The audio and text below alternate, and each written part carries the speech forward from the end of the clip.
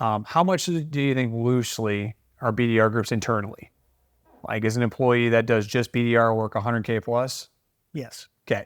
So then you got that. Then you got an RVP or a sales rep, which is maybe also 100K plus, maybe? Definitely. Definitely. Okay. All right. So it's 200K. Let's just stay there. And how much does it cost loosely to outsource that effort, provided that somebody's successful? Depending on the scope and scale, it ranges anywhere from hundreds of dollars a month to tens of thousands. So why aren't more companies outsourcing in general?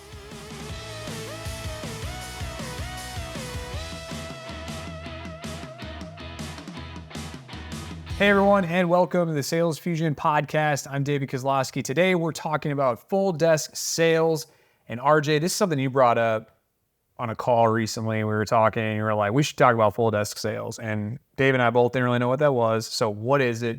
Break it down for me. Yeah, so full desk sales is kind of, what it sounds like. Typically, you're going to work for an organization and there's going to be 1 to how many ever salespeople. And the expectation from leadership down is the salesperson is going to create content, figure out an outbound strategy, start to solicit either by, using AI tools within their CRM or some type of a sequencing, reach out to LinkedIn, explore their network, qualify deals, dequalify deals, obviously start a sales campaign with that person, start to move that deal through the stages to like a real deal to close the deal, and then figure out invoicing and billing.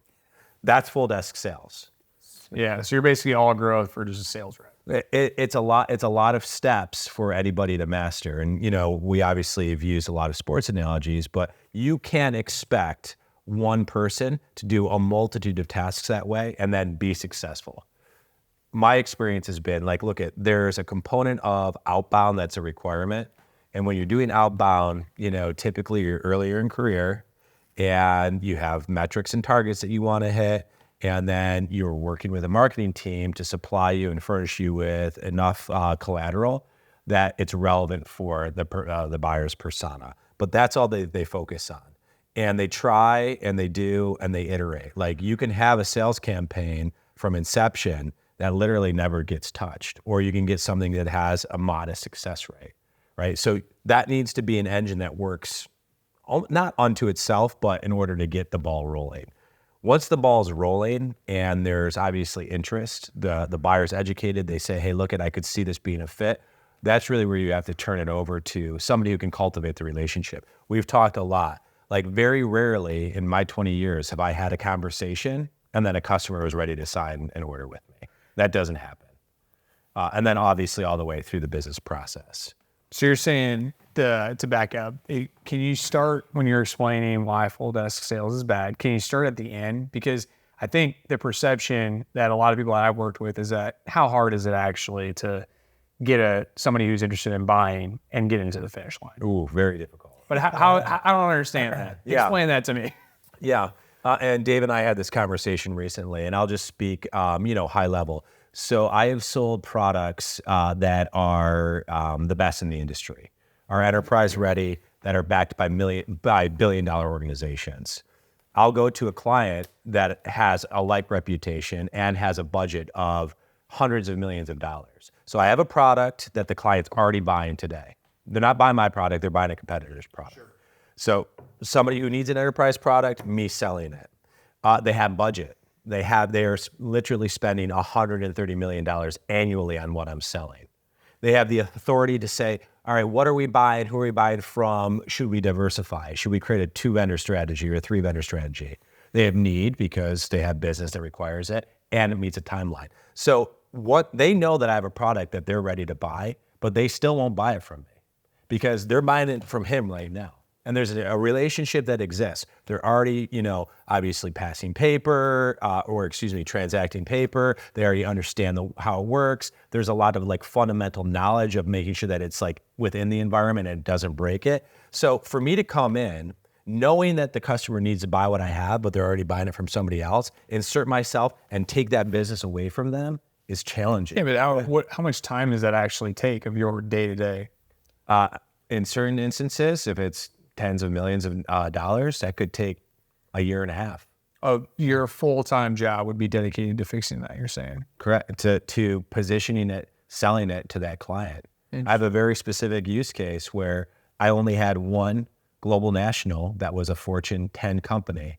And my everyday job was understanding the limitations of their existing solution, why they might want to understand like where we would fit in, looking at the ROI and the cost analysis to justify it. Because once I sell something in the organization, they need to sell it internal to their organization. So really, realistically, what you're doing as a salesperson is you're training them to become salespeople for their own organization. And if you can't articulate and capitulate the message to them, that's clear where they can then sell it up the chain, you're never going to get anywhere. Very, very, very rarely do you speak with the CEO. The CEO doesn't want to deal with having to buy something. Right. He employs a multitude of people to make those decisions on the basis on behalf of the company. So realistically, what a salesperson is doing is they're taking the marketing message, they're refining it so it's somewhat their message. They're making sure that the person that they're spending time with can use that message, and then that's an internal champion. You said champion in another podcast. That's your champion. Somebody who can act on your behalf to make sure that there's an understanding within the organization. So to go back to full desk sales, and then I'll pause because I'm sure that there's input across the table, is how can you expect somebody to do outbound campaign creation and then close a deal? That's a lot of work. And I've not really honestly met anybody who's capable of doing the whole thing. Or at least doing it well. Well, back in the old days, that's what we did. Right? That's exactly how you did it. But it was a long, arduous, difficult task because we didn't have all the tools and techniques that we had today. My question for you, RJ, was about, let's say I'm a health tech founder. I got a startup. We're in an early stage, and I can't afford to go hire somebody to specialize in all these different areas of sales, right? And I'm pretty much taking the burden for the sales effort myself today. What are my options to not do that? Right. So clearly everybody understands the advantages of fractional use, of saying, hey, look, we have something here. We feel that there's a momentum. How can we actually create a sales opportunity from it? And I would say typically founders like to do the selling themselves, but realistically, a founder has many other things that they need to be focusing on. So the first step, and just to make sure I paint a clear picture, is make sure that you have the collateral, the brand, the educational material that is high quality. If you don't have those things, then you're really you've already dug yourself a hole before you even start, right? So invest in that. The second component is, leverage a resource, either internally your organization that you've already hired or a fractional SDR, BDR to create a viable campaign off the educational material that was created. And then third, obviously focus on who you think can help close a deal. If you have somebody that a relationship is going to have to be created, there's no two ways around it. Like at the end of the day, very few sales other than transactional sales for commodities will happen without a relationship. If you're going into an organization and you're trying to convince them that, hey, it's right to do business with me, they're only going to do that on the fact that they believe and they trust somebody. They're not going to just say, click, I'll buy it. So you have to have, we call those closers, which is probably an unfortunate title for it, but that's really what it is. And is that dependent on, I assume it is, dependent on the size of what I'm selling? Like if I'm selling something that's free or $10 a month or $50 a month, I'm not going to go build out a whole sales team. But if I've got a high quality software product that's hundreds and thousands of dollars a month, right, I'm going to need to do something like that. It depends. It's variable. I think that you always need to look at what type of revenue stream does the organization have? How are you investing to either make that product better or figure out complementary products to it? And a lot of sales organizations that I worked for that do billions of dollars of revenue operate in the red. So there's an inflection point. The point is this. There's no one direct way to figure out like what the mix is, but you can take consult from guys like yourself who've been in the industry for many, many years and have seen playbooks scripted out over and over again to say, hey, look, rather than you just trying to figure this out yourself or do self-research on the internet, spend the time with a sales leader that says, all right, let me just take an objective look to what your business is, your ideal client profile, how you go to market, make some subtle recommendations, and then implement small tweaks. Okay. So start small, gain some knowledge, and what you're saying is I can kind of fill in the pieces along that sales journey, if you will, rather than being dependent on one person to have all the right knowledge at every stage of that sales process. I totally agree with that. It's a small upfront, exposure to a spend, limited risk. It's 100% the right way. The only caveat would be is if your revenue stream is growing 300% quarter over quarter. If that's the case, then I'd say hire more salespeople. Yeah. It sounds like though too, at least if it was me and I was running a sales team, that I would start from the first part of it. So you get this like timeline of like the stages that they go into. I would probably focus on the front end because I don't need a closer unless I'm building pipeline.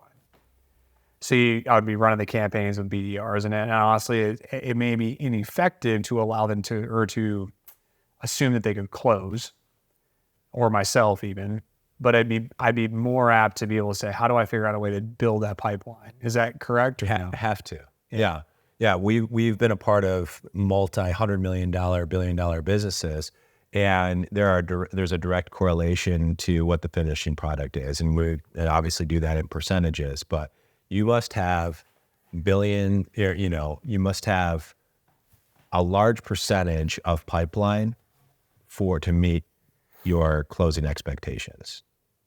Do you want to put a finer point on that or no? Well, I was going to go in two directions with that.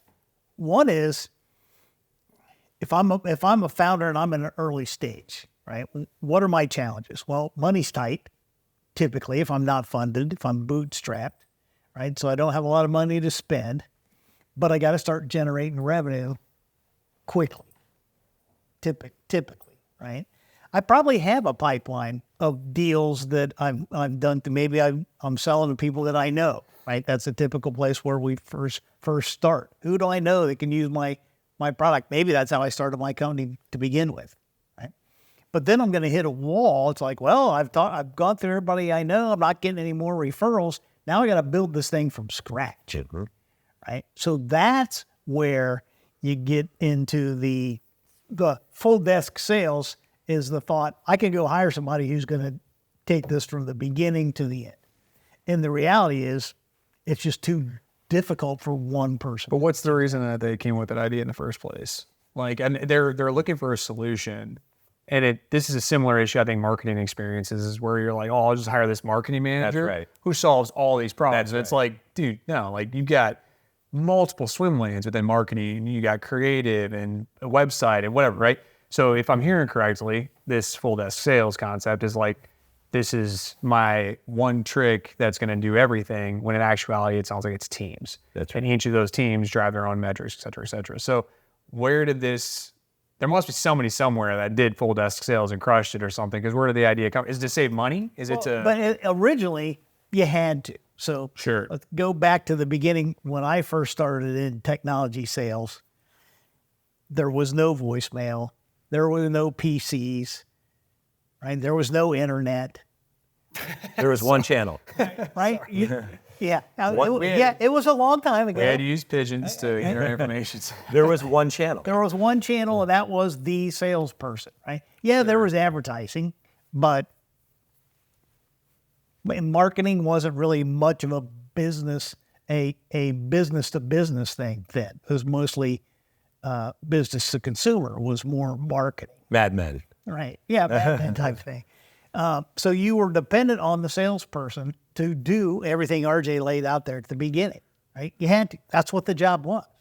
Well, it's evolved now to one of our other podcasts went into the whole topic of pipeline diversification, which is expanding my pipeline by utilizing different methodologies. So it's become more complex. It's become more complex, but I also have more tools available to me that I can use. It's kind of like, when you build a house, you can hammer every nail by hand, or you can use a nail gun. Which one's better and which one's faster? That's right. Right. Well, now we have those kinds of tools in the growth business that we can use. So I diversify my pipeline, not dependent on any one person, but I've got to be able to figure out a way to afford multiple resources to follow that sales journey, that sales path, and to get deals closed. Right. So the affordability is one thing, and so that's why companies have come out who offer fractional sales. Right. I've been a fractional vice president of sales for health tech startups before, where they had business, but they didn't want to go to the big ticket item of hiring their own VP of sales. Outsource it on a part-time basis, right? Or, hey, in that case, that company, we outsourced the BDR function because we weren't invested fully, didn't need to go hire people to dedicate to that function. So we outsourced that, right? Yeah, I think BDR functions can be quite expensive, especially in today's world. Yeah. And the whole thing's expensive if I think about, I got to go get a specialist for this and a specialist for that.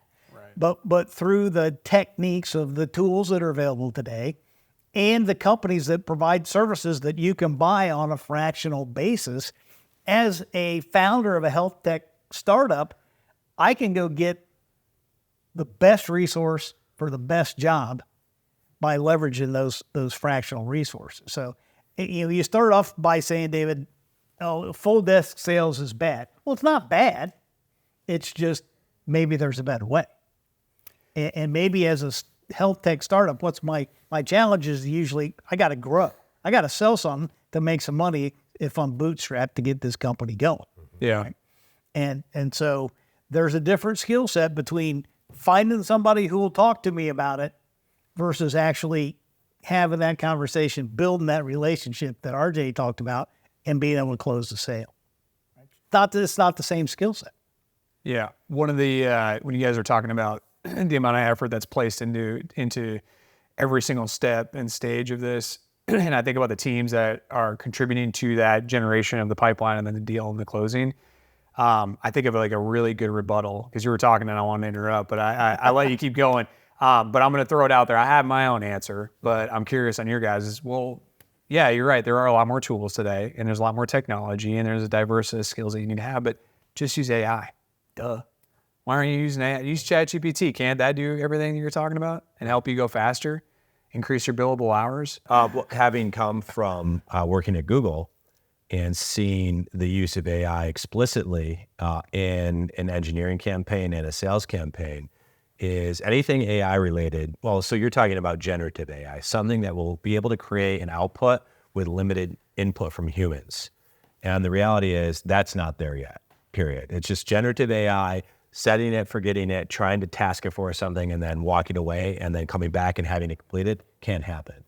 Where artificial intelligence, non-generative AI, becomes valuable is specifically when you have inputs around an output that you know you're trying to accomplish. And that's called training the artificial intelligence.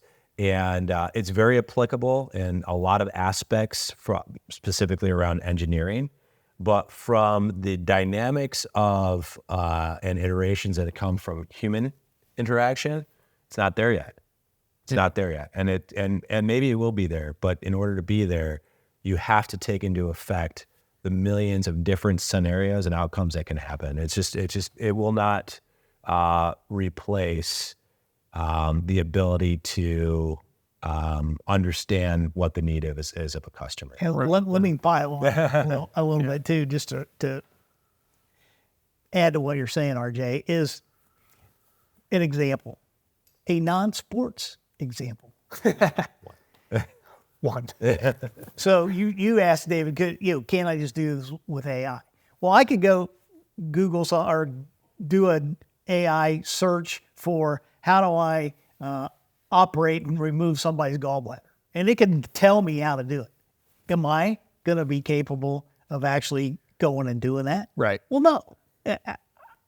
That's an extreme example because I would never think about that.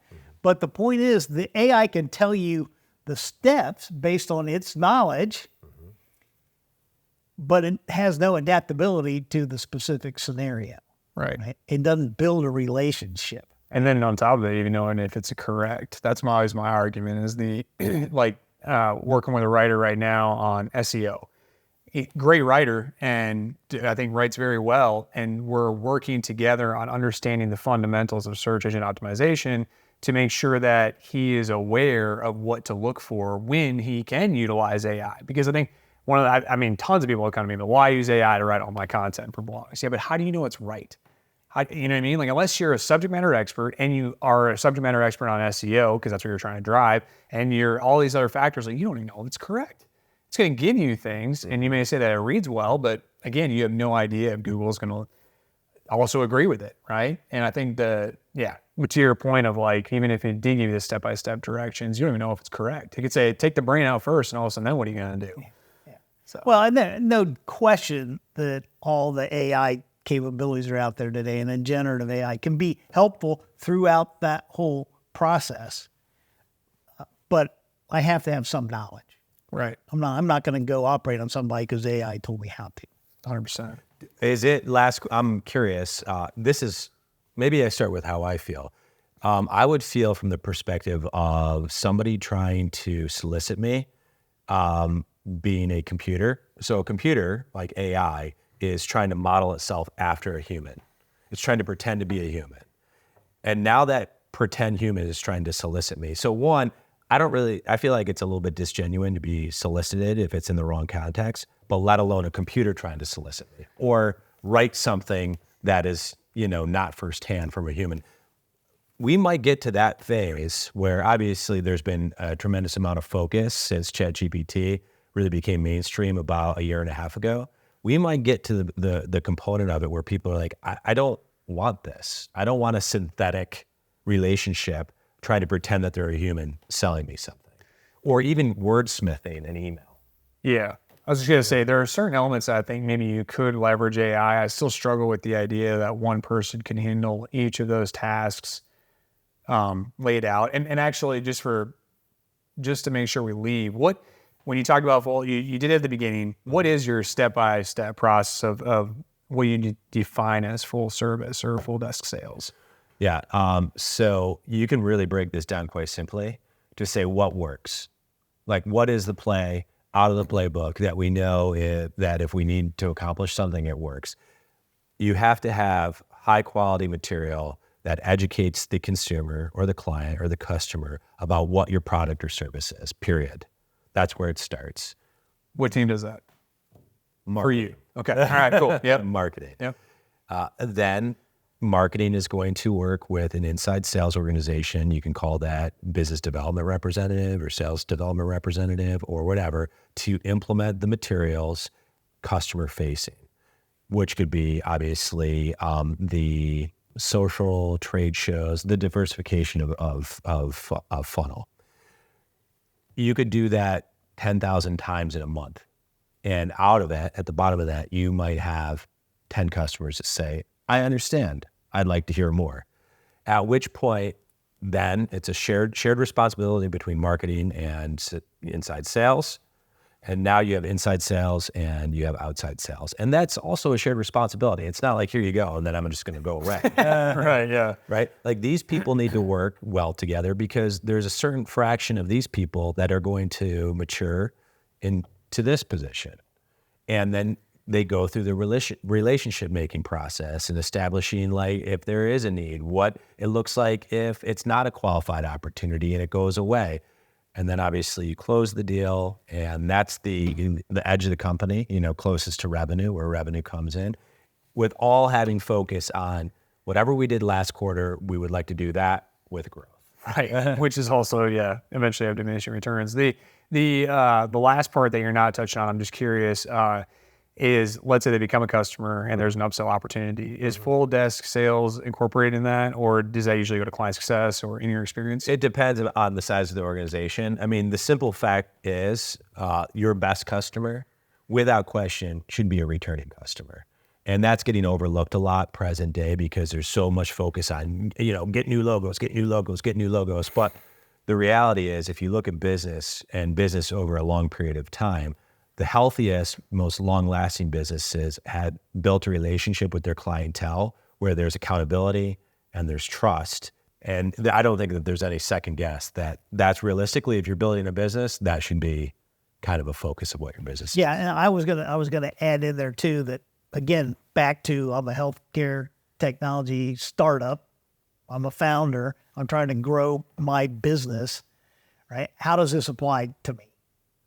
I want to bring in people that can help me grow my business effectively and profitably, right? If I can't do it myself, if I can't afford to go hire that full desk salesperson, what do I do, right? And so it starts even before you started talking about, okay, well, the first thing I do is I got to get the content. I also have to understand, my solution, its position in the marketplace, what the value prop that I have, and how do I compare to the competitors that are already out there in that space. I've got to build that piece first. Then I can build my content so I can educate people not only of the industry I'm in, but also specifically what we bring to the table in my startup. Right? Then that starts the sales process. So we'll see if this is even usable, but for anyone listening in, I think the big thing I'm thinking of is, okay, but if I need to outsource sales and outbound sales to be able to close deals and even marketing, I can tell you, I know the cost of marketing. I know roughly the number to be able to do it well. How much do you think loosely are BDR groups internally? Like, is an employee that does just BDR work 100K plus? Yes. Okay. So then you got that. Then you got an RVP or a sales rep, which is maybe also 100K plus, maybe? Definitely. Definitely. Okay. All right. So it's 200K. Let's just stay there. Yeah. Roughly. And how much does it cost loosely to outsource that effort, provided that somebody's successful? What are the ranges? Don't give me an exact number, but how low can it go? How high can it go? I would say that would, depending on the scope and scale, it'd range anywhere from hundreds of dollars a month to tens of thousands of dollars. So why aren't more companies outsourcing in general? I know we're totally not on full desk sales, but I'm just curious. To me, it's a no-brainer. There's an old adage about outsourcing and what that is. So let's say, for example, that they've got a business development representative, or you have a business development representative as a founder of a health tech startup. That business development rep is only going to be able to take you so far through your sales process. They don't have the expertise, depending on the complexity of your solution, obviously. They probably don't have the expertise to actually get involved in the sale and take it to closure. That's where you need a salesperson with the expertise of somebody like RJ, who can either coach that business development rep or can take that sale to conclusion for you. And so, for example, I've seen RJ a lot of examples of business development rep can take a situation to so far, and then they're like, gosh, I don't know what to do with it. What do I say in this email back to this customer? Or this prospect told me XYZ. How do I respond? That's where you can't replace the experience of somebody who's been through tens of thousands of customer conversations and transactions and can, off the top of their head, answer that question. For sure. And that's the benefit of hiring somebody fractionally who has that knowledge, but you're only paying them for doing that work part-time. 3 quick thoughts on that, just in a stream of thought. So you're right. There is a cadence between customer and sales, or customer and an organization. And people don't always understand that there's a volley there. The volley could come back and say, we don't want anything to do with you. And then obviously the volley is over. Or they could say, the time is not right, or where I'm not sure if I understand the fit, or whatever it might be. And then it's incumbent upon, and I think this is the thing that excites me the most about working in a collaborative environment like this. There's nothing that's stale about it. And we can objectively look at it from the outside. We can provide inputs. We can provide coaching. We can actually work directly with the client. But that's the thing that keeps the ball moving, right? Like there needs to be a back and forth. And too many times people get mired down in like, oh, all right, maybe they don't want to hear from me or the solution doesn't fit or whatever. And there's a definite stop to it. And it doesn't need to be that way. Fractionally, the last component is that's the economy and that's the world that we're living in. Every business case that's been established probably within the past 6 years is around fractional drivers with Uber or Lyft, fractional timeshare with VRBO or Airbnb, people are taking it down to like even parking spots. Like you can monetize and create and leverage some portion of expertise in order to enhance your final stage or go to market. No, that's great. That's awesome. I think that'll wrap it up unless you guys have anything else to say. All good. Perfect. Thank you so much, everyone, for listening in to this podcast on Full Desk Sales and the Sales Fusion podcast. Again, I'm David Kozlowski. If you have any questions, comments, concerns, or you need any help getting your external growth started within your company, specifically around outbound sales, marketing, sales support, product fit, pipeline, you name it, anything growth related, salesfusionpro.com. We got a great team of people willing and able to help you. Again, I'm David Kozlowski. See you later.